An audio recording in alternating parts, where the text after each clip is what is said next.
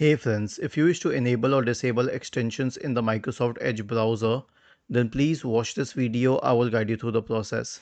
So open Microsoft Edge, click on these three dots at the top right corner, select extensions, then go to manage extensions.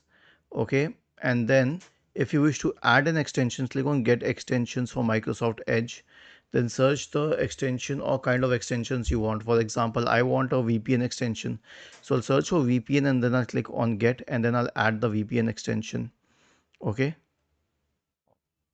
it needs a while to get added and then you can view the extension and it will be visible in the installed extensions page. You can disable it or click on remove and remove it. Was this helpful? If yes, then please subscribe to the channel.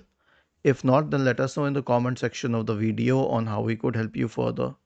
Thank you for watching this video and have a nice day.